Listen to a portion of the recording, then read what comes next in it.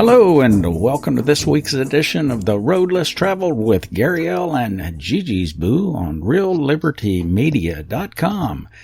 Thanks to everyone out there for joining in. Thanks to Grimnir for rlm-radio.com. And hello to Gigi's Boo, who's waiting to say something. Go ahead. Hey, everybody. How are you? Yeah, how are they doing? We've had an interesting couple of weeks. Yeah, lots to catch up on. And we'll touch through that as we go along. Yeah, we'll have a good old time touching up on these stories. But first, let's say hello to everyone in the chat room. We've been missing for the past several weeks, actually. And who's out there? Barman's out there. Beth Z, Grimnir, Moose Girl, Kate, Trust No One, Asmo, Chalstony, Cirques, okay, Circolo, I think it is, Chloe, Frumpy, IB Don C, Java Doctor, JJ's here, excuse me, Rob Works, Vinny, Behind the Woodshed, Bitcoin Bob, Colfax, Dima, Gigi's Boo, Jehovah, Wanatako, Kozu, Mbot, and Monopoly, and the Monopoly Man is here. North Force, Pond Sauce, Rain, Sock Bob, Stats Bob, Tip Bob, Villain, The Phantom. Hello to all you guys and gals. If you're listening live, we're happy you're here. If you listen on archive, we're happy you do that too. So, what's all this ruckus, Gigi's Boo? What's been going on? Well, you know, we had a lightning strike. Took out everything. Yes. And then I was, I had the injury to my back, hurt my back a little bit. And I was in the bathtub and soaking real good. Gary wasn't here, and I don't know what made me look down. I was leaned back, taking it real easy, enjoying the hot water. The tub's very deep. It sort of has jets in it, and it was real deep. And I didn't have the jets on, and I just had my eyes shut, and I opened my eye. When I did, I saw a snake. I didn't wait to find out what kind of snake it was. I slid out of that bathtub like a clapping seal. Okay. Let me set the scene first, though. I want everyone to imagine the old Johnny Weissmuller movies where Tarzan goes into the river. Go ahead, Gigi's Boo. I slid out, like I said, like a clapping seal. And all I could do was scream while I hit the jets because I didn't want it to go out of the jet. I knew it came out of one. So I hit the jets, the butt for the jets, and it was foaming. And of course, my soak had a lot of bubbles in it. And it was coming over, and I was just screaming, and our Cocker Spaniel came running. He thinks that he is 6'5", sword-yielding protector at all times. Yeah, Tarzan. And Mama had the broom, and she was trying to sweep the suds out so we could see. And just as she got them out, Atticus was standing up on the tub, and he saw the snake, and he just went in. He grabbed the snake underwater and started shaking it. And about that time, he jumped out, and I was backed up in 12 inches. 12-inch space between the bathtub and the vanity. And I was standing there, and I was saying, please, God, don't turn that snake loose.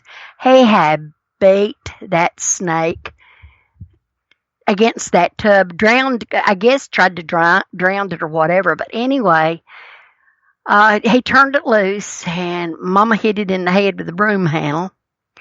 She picked it up, and she was going to throw it outside. And when she did, our other dog, which is Allie, she's half boxer and half lab, she and Atticus both hit the snake, and when they were done, that poor water snake was just shredded.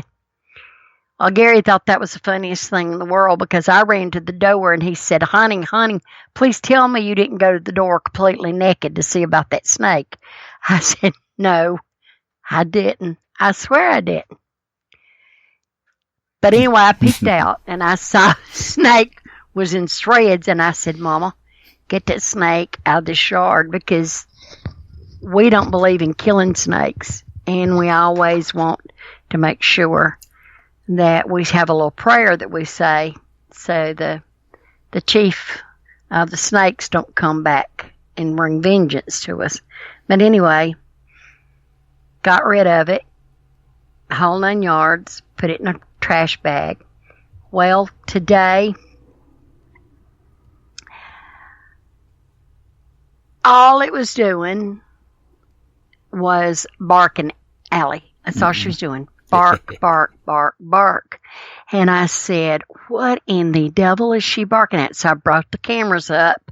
Didn't see anything, but she didn't stop. She did not see anything. I didn't see anything. I knew she didn't see anything. Well, I was wrong. I got up, opened the back door, and there was the biggest black snake I'd ever seen in my life out in the road. And it looked like it maybe had been injured. And I said, no. Well, Atticus, he run out the door. You know, he's Mr. Guy. He's gonna get this one too. And so is Allie. They're gonna take care of it. But they couldn't get out of the fence. And my sister said, that snake's dead. I said, that snake is not dead. I'm telling you, it is not dead. And so she walked over near it and was taking some pictures, and the snake raised its head. And when it did, the next thing I knew, she was on the back of the pickup truck. Well, I couldn't help but laugh. She said, what are we going to do?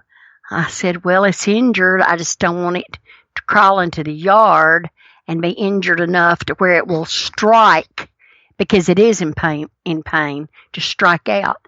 And so I call 911 and I say, I hate to bother you with this. This is an emergency, but it's not an emergency. This is what's happened.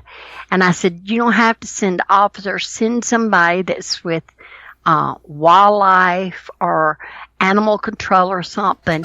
And who did they send? They sent a poor police officer who didn't look like he was wet behind the ears good. And when they got to him, the snake had completely died. It had been run over. And so he picked it up, tied it up, and put it in the bag. And I was telling Gary, boy, these snakes around here are really popular this year. We've not seen that many. So, as I can say, we've had a very interesting, week? You there? Yeah.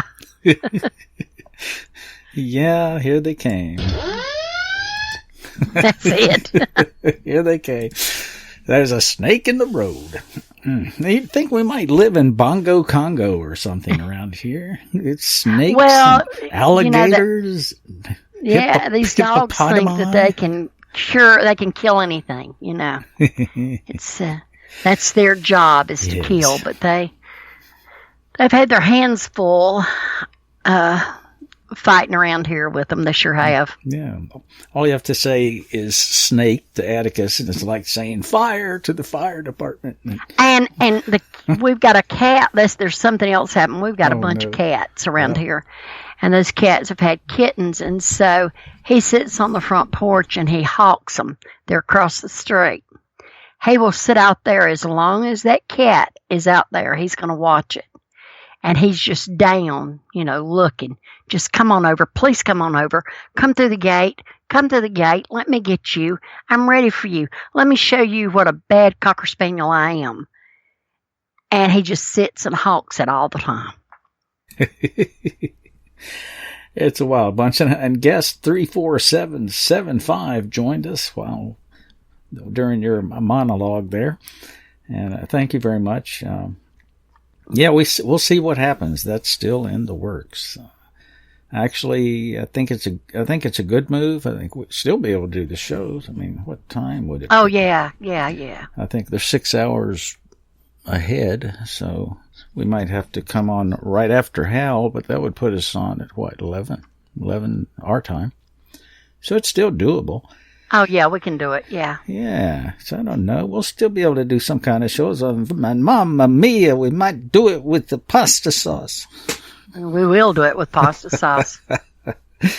Yeah, could be fun. And we'll be happy to continue our connections with everyone here, because this has been a very long ride and a very happy one for the most part. It's only a couple minor. Always. A couple minor bumps in the road, but nothing serious. Yeah, so what else? Yeah, the lightning strike. You mentioned that. That was crazy. I mean, this is an amateur radio station too. And electrically, as far as the power supplies coming in, all that stuff is like super grounded, okay? And the computer system and the phone system and I don't know what all is routed to a UPS, uninterruptible power supply that has surge protection on it.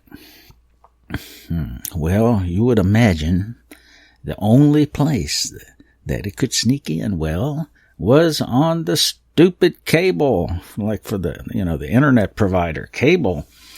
And that's what it did. And it popped in, hit the motherboard, and it blew the motherboard up. And then apparently, the best I can figure, it grounded its way back out through the power supply and back into the electrical grounding system. And it did its damage in the process. So, and after having signed up again for the poorhouse, we now have we now have a new and improved broadcast platform and video documentary creating, computer rendering, HD, and all that crap that we like to do, and that's actually a lot of fun. And we do that in conjunction with Suspect Sky, who's been a guest here, and also has a YouTube site that, if you're not familiar with that, you might go over and take a look. Some of our work. We do some wacky stuff. We don't think it's wacky. We like to ask questions. We like the Socratic approach to things. Ask questions. And what about this? What do you think about it? And try not to draw any conclusions, really. We let people draw their own conclusions, right, Gigi's Boo? That's right. We just put it out there and let everybody make up their own mind. That's right. They're going to anyway. So there's no point in trying to impose your thoughts on someone else, necessarily. Yeah. So anything else? What else we got there, Gigi's Boo? Anything? Just the same old, doing some packing, getting things ready. Yeah. Yep. And figuring out a secret way to get Atticus on the plane without going in the luggage compartment. He can't do that. That's as much as I'll say on that topic. Because Homeland Security may be listening. But when they see that tall, furry black man with the cape and the cane walking through the checkpoint, they'll never suspect who it is. No. Okay, what's going on in the world? I mean, we kind of backed up some tabs here, so that's a good thing, actually. So we had an opportunity to sort through, I guess, and pick out some of the ones that, at least they stood out to us. I don't know what you'll think about it, but one of the opening shot here is kind of an interesting one, although not terribly surprising. Tyler Durden over at Zero Hedge issued a report that Dollar General presently accounts for 80% of all news store openings in the United States.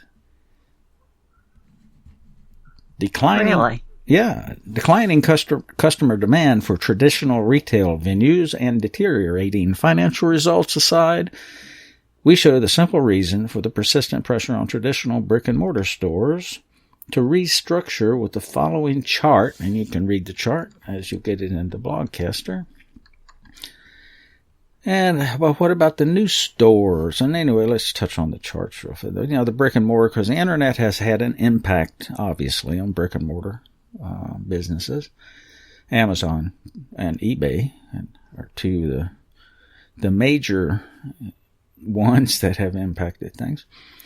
It goes on to talk about all of that, but bottom lines of the bottom line is, as far as stores are concerned, opening brick and mortars we're talking about, Dollar General is significantly leading the pack. And of course, it's not surprising to me, actually, Gigi's Boo, because, I think some of the older, herders or something like that is going out of business. It's something that's been around forever. This kind of a high-end sporting operation, but I think they're going out of business. And a lot of people are closing doors. Radio Shack comes to mind. They led the pack in 2017 with, 550 store closures. We still have one kind of close to us, so, they're still around. But Some of them held. Some of them sold and not really rebranded, but management changed.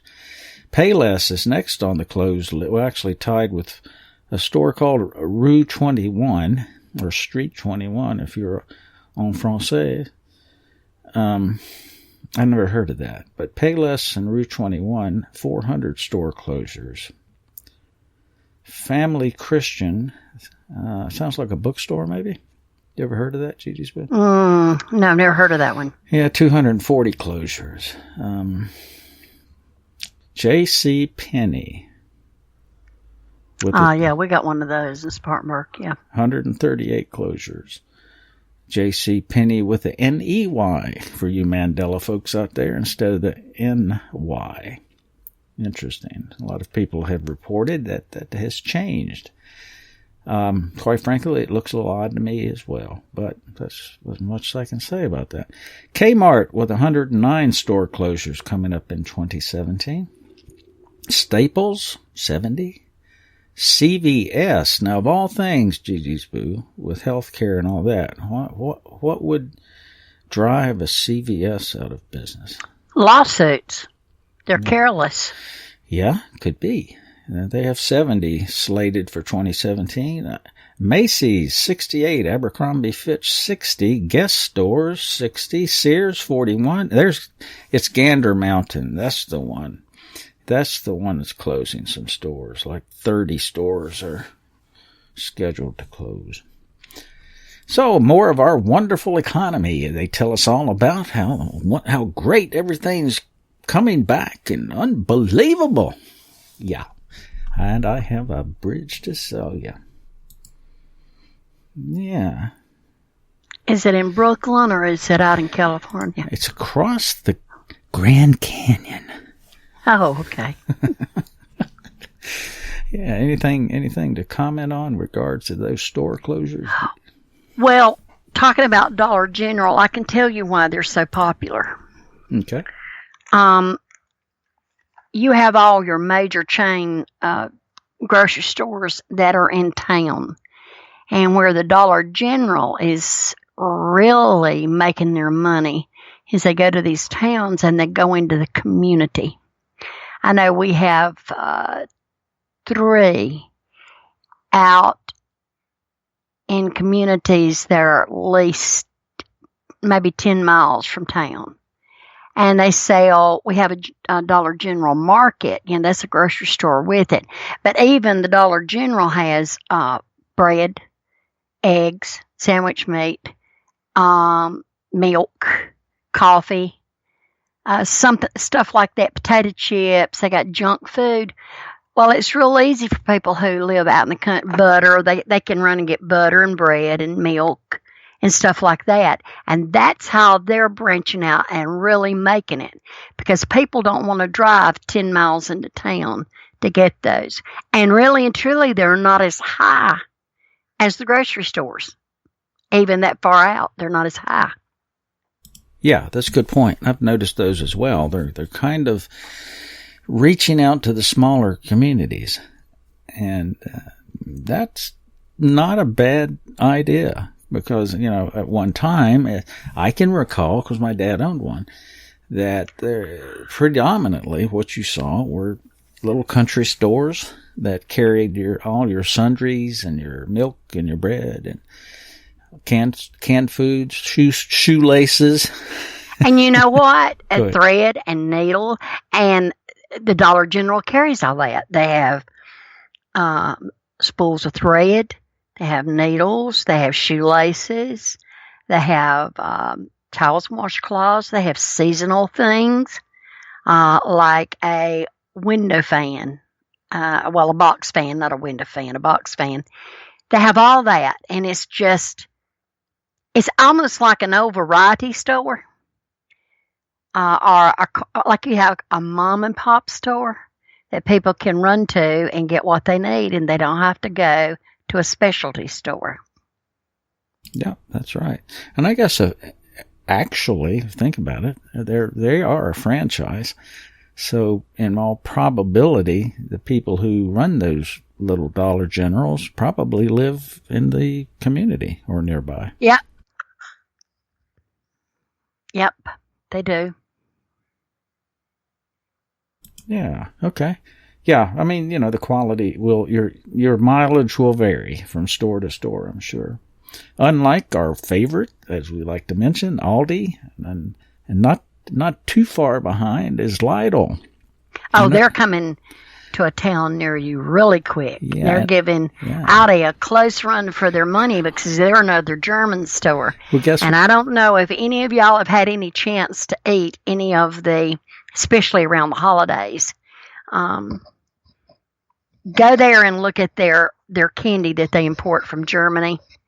The fruit cakes they import from Germany. They're nothing like the fruit cakes and candy here. Nothing. It's absolutely wonderful. Chocolate truffles. And here is something that I've told Gary several times. I tried the chocolate truffles, and I'm diabetic, and I can't eat anything sweet at all. And I said, I'm going to pay for this. Because usually when you eat something sweet, 2 to 3 hours later is when your blood sugar spikes real high.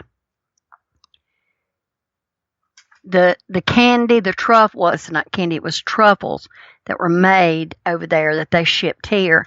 I ate them, and I did not have a big spike, maybe 5 points is all.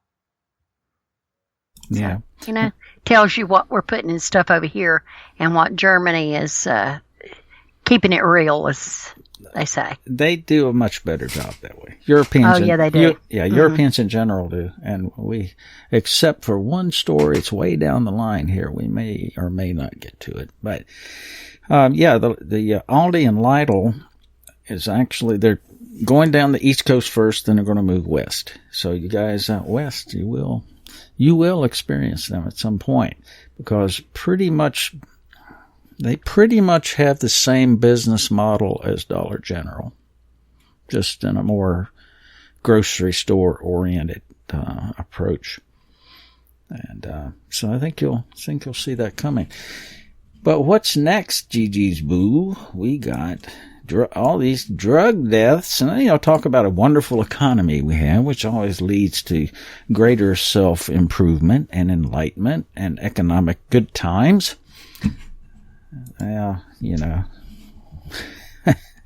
Drug deaths in America are rising faster than ever. In the New York Times, June 5th, 2017.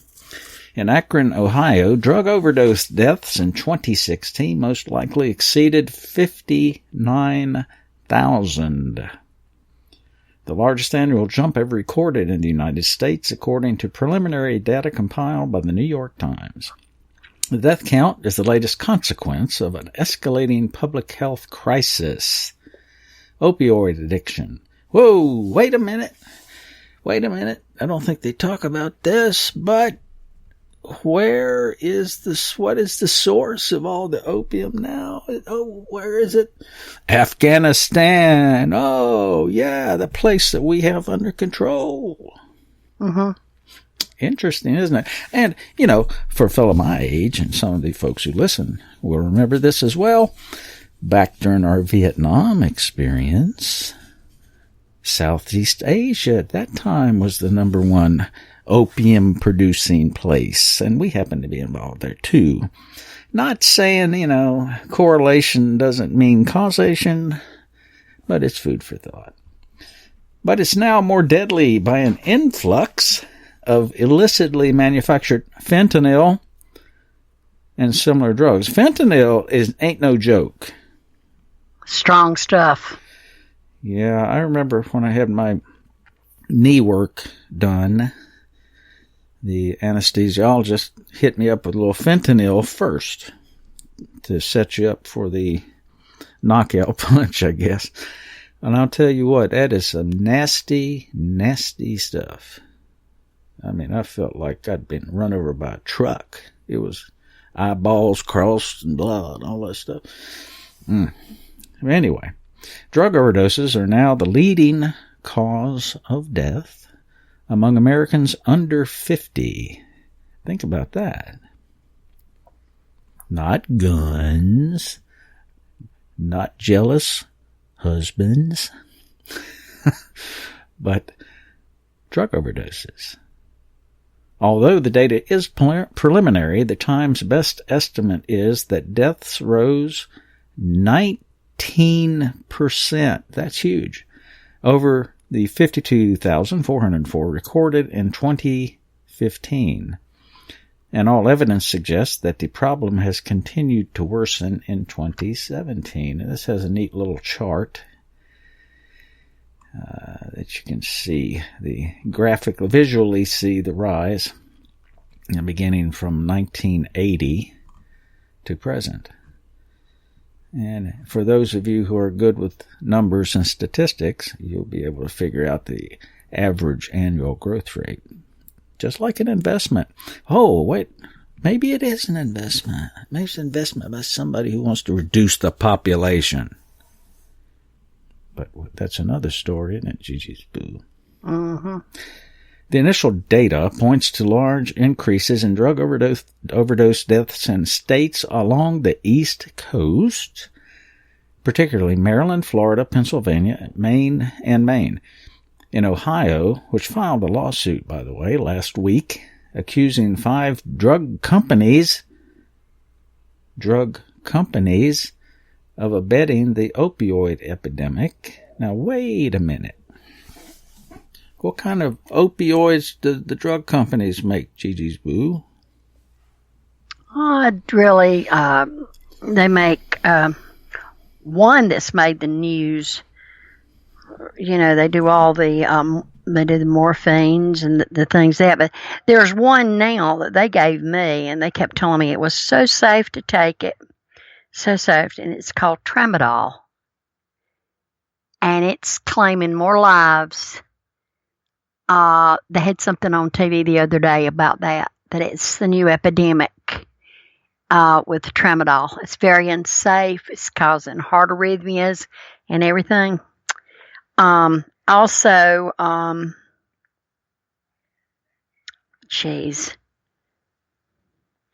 for the life of me, I can't think. Demerol, but it's man-made. It's not natural opiate. They're on the street. You can buy about a Lortab.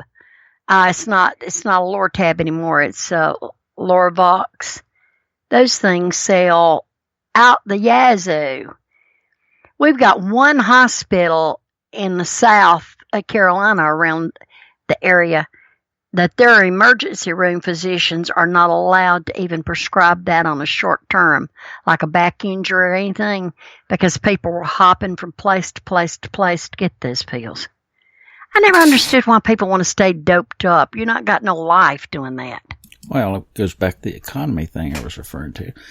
And the perpetual state of want that people are placed into. And we actually have become so numbed to it that we don't notice that by and large, the vast majority of people have generationally been placed into a state of want. Right? And what about Oxy? Don't forget oxycodone, whatever you say. Oxycodone. Oxycodone. Don't forget that. That at one time was probably the number one abused prescription drug. But see, you thought I was kidding when I said that it had something to do with reducing the population. You thought I was kidding. Ha. Yeah, fun stuff, Gigi's Boo. People just keeling over from taking the drugs. As Hal says, damn it all. You're right about that, because that's that's the point that a lot of people get to. Okay, you guys, you steak eaters, you beef eaters, I fear that I can no longer partake of the red meat. However, I will advise these folks out here that Creatio Gardens Incorporated listed 27 products that need to be recalled. 22,000 pounds of beef recalled amid E. coli fears. Now, what's the real story behind the story here? I mean, you go to commercial beef production places, and E. coli is a constant problem. And that's because of the conditions under which the cattle are kept and slaughtered and processed. So all of a sudden, a wholesale food supplier, Creation Gardens, are calling raw ground beef and beef prime, they say primal cut. Interesting. Products after implant inspection notified of 2 positive E. coli tests. And the products, okay, listen up, this is where they went. Shipped to food service stores in Indiana, Kentucky, Ohio, and Tennessee, Tennessee. Customers who have purchased these products are urged not to consume them. These products should be thrown away or returned. I believe I'd return it because throwing it away, you're out of money. So take it back to the store.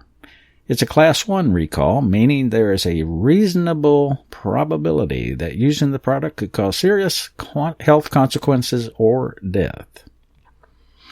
If you have any questions, I have an 800 number here for you to call. Whew. Yeah, but that's kind of an interesting story to me, considering that...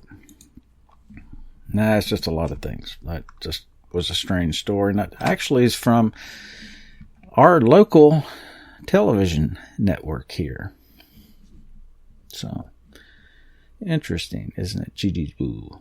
Very. Any thoughts on that at all? Or before I continue on? Well, if you can buy local meat, it's better. You know. Yep. Buy locally. Somebody's raised. Yeah, this is a kind of a companion story, and I'm not sure that we didn't already cover this. I wasn't sure, but I thought maybe we'd err on the side of caution because it deals with hot dogs. Okay, Nathan's and Beefmaster, you're probably familiar with those. But more than 100 tons of hot dogs containing metal pieces have been recalled. Yeah, after complaints that the meat products contained metal pieces, the recall of 210,606 pounds of hot dogs includes the 14-ounce packages of Nathan's Skinless 8 beef franks, with a use by date of August 19, 2017, and 16-ounce packages of Curtis Beef Master Beef Franks with the use date of June 15, 2017. Not very much longer to go on those. They were produced on January 26, 2017, with EST.296 printed on the side of the package. And the problem was discovered after the establishment received 3 complaints of metal objects in the beef frank product packages, the USDA said in its recall notice, which is available by hyperlink on the article. And, of course, they give you all the other things. I mean, if you're concerned, call the doctor. No hot dogs here, Boo Boo Bear. You know what I think about those. Oh, no, he screams. I like a hot dog, but he don't want me to eat them, so I just give them up. I can't say what I think they're made out of. Now, shut up. Don't want to hear it. Nobody don't want to hear it. That's right, Boo Boo Bear. All righty. Let's talk about one of our... Well, let's wait a minute. Let's jump over. Let's skip that one. Let's talk about mega mergers. We're talking about food, so let's take it another step. When you're looking at the world food supply, okay, mega mergers mean 3 companies who control most of the world's food. In April 2017, regulators in Europe and the United States signed off on a huge $43 billion agricultural merger between Chem China and Swiss seed company Syngenta. That gives you a warm fuzzy, doesn't it? 2 other farming mega mergers are making their way through the approval pipelines as well. One between Bayer and Monsanto, hello. Another between Dow and DuPont. If all of them are finalized, just 3 countries, the U.S., China, and Germany, will control the majority of the entire world's food supply. International Panel of Experts on Sustainable Food, Food System says an unprecedented wave of corporate consolidation is underway. Well, hell, where you been? It's been underway for years and years and years. And are getting down to the bottom line, aren't they, Gigi's Boo? Mm-hmm. The mergers could mean that more countries will move to a single system of industrial agriculture. Wow, monoculture, huh? Nasty word. That would leave little room for smaller independent farmers and could also result in a dangerous uniformity of livestock. Hello, what planet are these creatures from? Of course, leaving the world food supply highly vulnerable to catastrophe. Even before the mergers, just 6 or 7 companies play an oversized role in agriculture. So you see, it's been going on for a long time, and they're getting down to the final play of the game, aren't they? The economic effects could be absolutely brutal. From Africa and Asia to Latin America and the EU, corporate control over markets and supply chains is displacing millions of small-scale farmers. These dynamics have created some of the world's highest rates of poverty and hunger among small-scale food producers in rural communities worldwide. What was I talking a little while ago about being placed in a state of want? But here we go. In the case of China, genetically modified seeds could potentially solve a pressing problem. China doesn't have enough arable land to feed its own people. It's the largest importer in the world of soybeans and the 7th largest importer of corn. The country's still growing population with its booming middle class is demanding more meat and dairy than they have historically. China sees hope in Syngenta's GM seed lines that are engineered to withstand rough weather, I suspect they meant. This is a really ugly picture, geez, but I try to lighten it as much as possible, but it's a pretty serious problem. Yeah, especially, well, yeah. What time we got? 20 minutes to go, Gigi's Boo, so let's jump over here. How about you guys that get your supersized Big Macs and a diet soda? Ugh. Your diet drinks triple, I'll say that again, triple your risk of stroke and dementia, and are far more dangerous than drinks sweetened with sugar. Boston University researchers found aspartame. Oh, where have we heard that before? A low-calorie sweetener wreaks havoc on the arteries as opposed to sugar-sweetened drinks. They found a direct link. That's pretty important phrase, actually. They found a direct link between this damage and dementia or stroke risk. Adults who have at least one diet drink a day are 3 times more at risk from a stroke or dementia, this research shows. Their study of almost 4,400 adults also suggests diet drinks are more likely to cause strokes and dementia than those full of sugar. And right on cue, as you might imagine, the way the things work, diet drinks account for 1/4 of the sweetened beverage market, but there's growing evidence they're not as healthy. Yeah, we just talked about that, didn't we, Einstein? But the Imperial College of London researchers found that these so-called diet drinks are no better at aiding weight loss than full-fat drinks. In fact, suggests that they were encouraging obesity by triggering the sugar receptors in the brain, making us crave sweet food.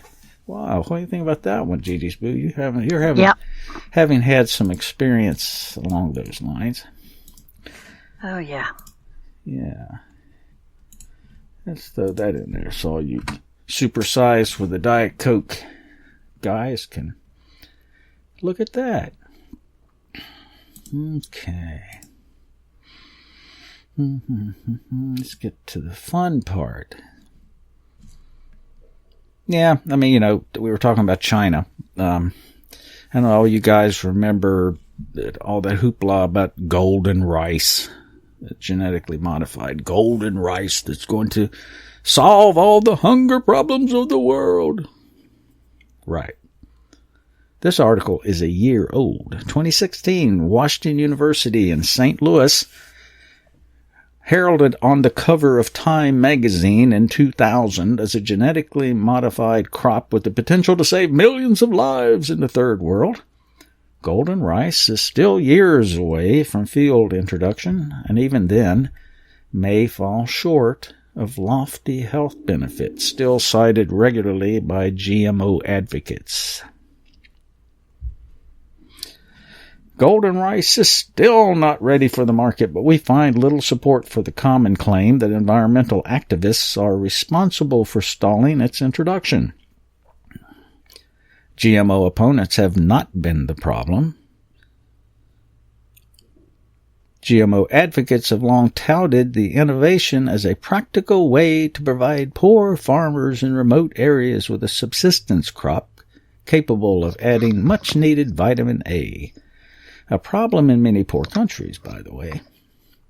Some anti-GMO groups view golden rice as an overhyped Trojan horse that biotechnology corporations and their allies hope will pave the way for the global approval of more profitable GMO crops. That is your bottom line. But it's not working out so well. Except for the fact, remember the story, Gigi's Boo. All these companies are coming under the control of 3 countries with corrupted regulatory agencies that make sure that these people get their way. Ah, God. It never ends, does it, Gigi's Boo? No. As Hal points out in his show, there are all kinds of things that you can involve yourself in and make some kind of difference. I think the food you eat might just be one of those areas of interest. I would think.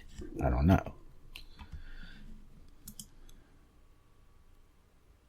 Organic foods, backed by a landmark report that warns that pesticides are far more dangerous than was thought previously.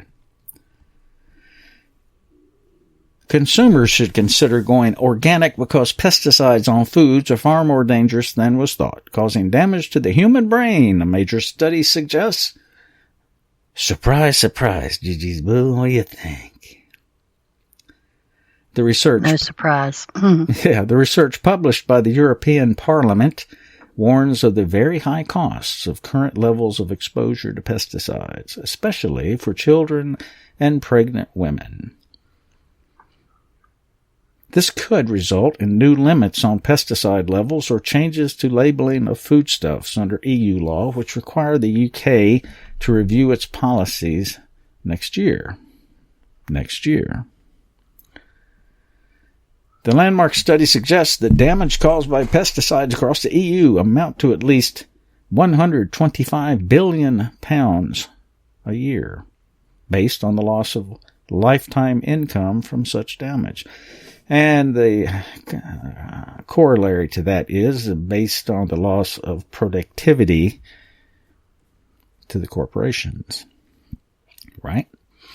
And that's really what all this boils down to. If you take too many of the people out of the equation, you got nobody to do the work. So you have to balance that, don't you? And the rest of this article from the London Telegraph, I think you have to register to receive, but I thought that was a very interesting addition to the lineup here.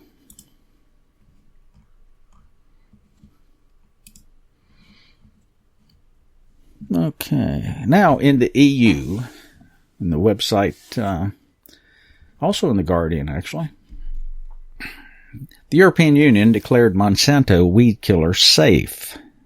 I'll start that again. May 24th, EU declared Monsanto weed killer safe after intervention from controversial U.S. official.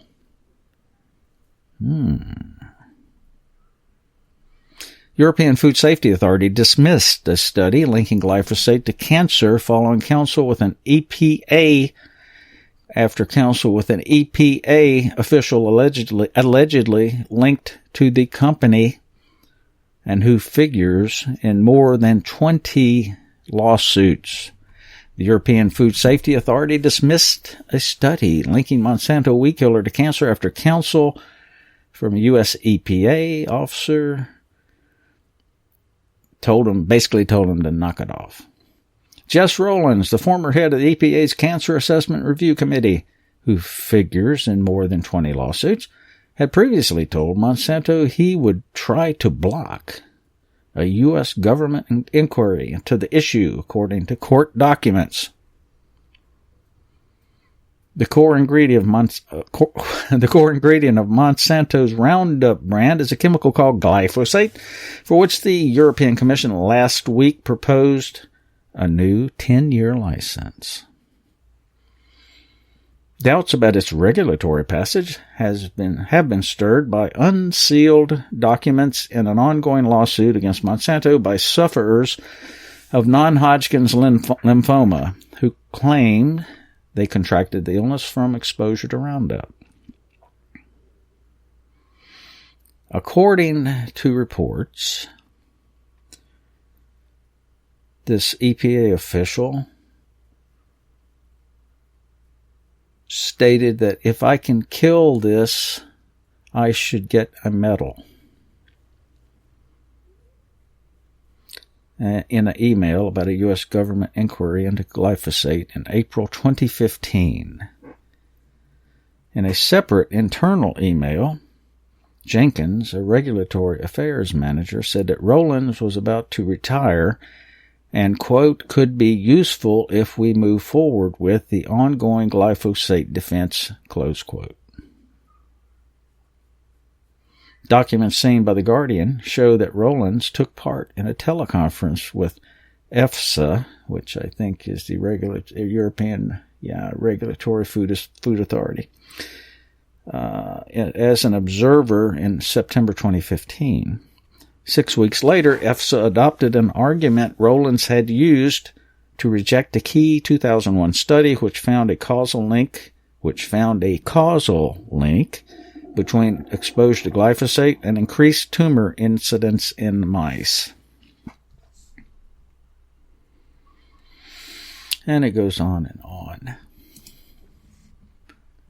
And in a related story, in a Sustainable Pulse, June 12th of this year. May 19th of this year. The same Monsanto manager, Dr. George Levinskas, who helped hide the carcinogenic potential of PCBs in the 1970s, has now been shown in California court documents released Tuesday to have also influenced the U.S. EPA regarding the carcinogenic potential of the world's most used herbicide, glyphosate, in the 1980s.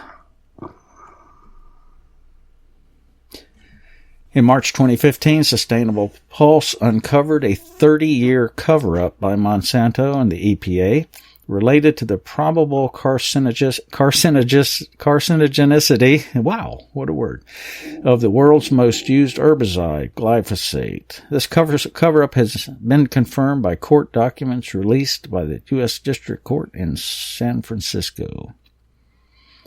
More than 50 lawsuits against Monsanto are pending in that one court. And they are filed by people alleging that exposure to Roundup caused them or their loved ones to develop non-Hodgkin lymphoma, and that Monsanto covered up the risks. So guess what? You got two different stories, two different locations, all confirming essentially the same information. The documents released are a treasure trove of information on how Monsanto influenced EPA to change the March 4th, 1985 classification of glyphosate as a Class C carcinogen, showing suggestive potential of carcinogenic potential to a Class E. In other words, change it from a Class C to a Class E, which suggests evidence of non-carcinogenicity for humans in 1991. This change in classification occurred during the same period that Monsanto was developing its first Roundup-ready GM crops. Now, okay, guys, come on. A little bit of discernment here. Clearly, there is a demonstrable agenda to freaking kill you. There's way too much supporting evidence. In a civil suit, that would be called a preponderance of evidence. Shortly after WHO, International Agency for Research on Cancer, report on glyphosate confirmed glyphosate probably causes cancer in March 2015. Sustainable Pulse discovered EPA documents from 1991 that showed how Monsanto funded long-term glyphosate safety study on mice, which suggested carcinogenic potential according to the EPA experts. And it kept on being reviewed until it mysteriously showed no carcinogenic potential.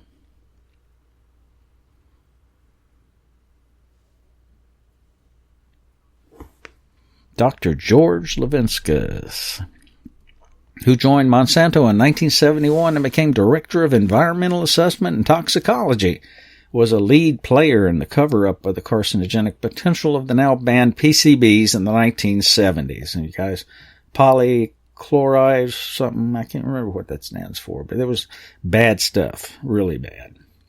Monsanto began commissioning animal toxicity studies on PCBs in the early 70s. But the results didn't look so good. Our interpretation is that PCBs are exhibiting a greater degree of toxicity in this study than we anticipated. Really? In 1975, a lab submitted its findings from a study using rats. An earlier draft said that in some cases, PCBs had caused tumors. Dr. Levinskas wrote to the lab's director, "May we request that the report be amended to say, does not appear to be carcinogenic." The final report dropped all references to tumors. The now deceased, isn't that always the case, Gigi's Boo? The now deceased. Yeah, the now deceased. Dr. Levinskas has now been shown to have also been a lead player in hiding glyphosate's carcinogenic potential. He wrote an internal company letter in 1985 stating the following: Senior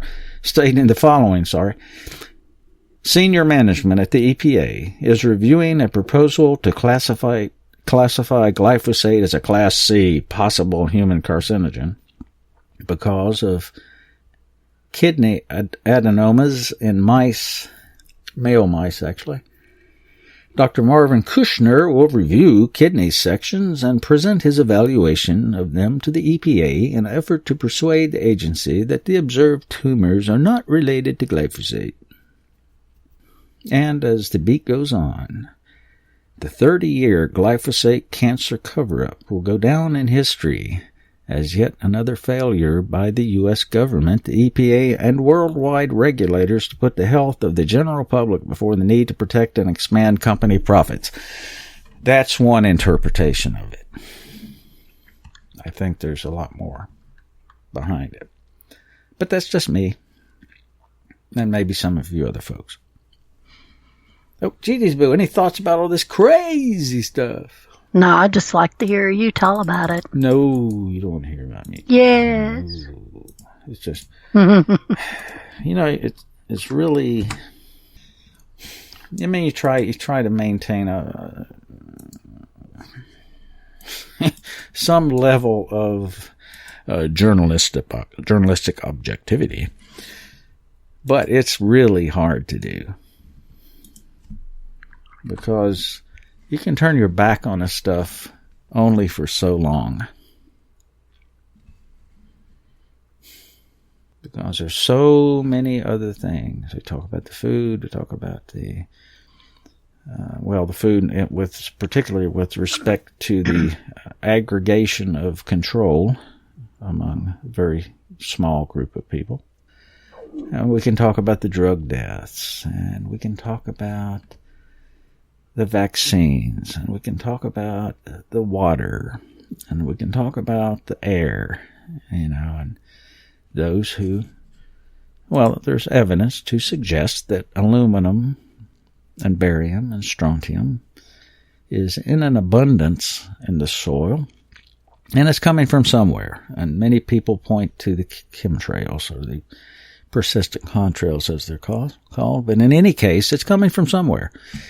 And that stuff will mess your head up. Mm-hmm. And then you got the diet drinks and aspartame and all. And no, of course, any reasonable person, no, you could never conclude that there's an overarching agenda. Could you? My friends, those who do are suffering greatly from something called a normalcy bias. But anyway, that's about it for us tonight, Gigi's Boo. What else you got to add in here? Nothing, but it's just good to be back. Very good to be back on there after a long hiatus. Yep, very nice. And I want to say I love you all big to my heart, and remember to always take the road less traveled. Yeah, and we're trying out another little outro tune here. A little bit different, a little bit lower key. And all of our music, by the way, comes from Incompetech.com. Go over there, and this is royalty-free music by Kevin MacLeod. So, until next week, we are here at the Road Less Traveled. We look forward to seeing you. Take care.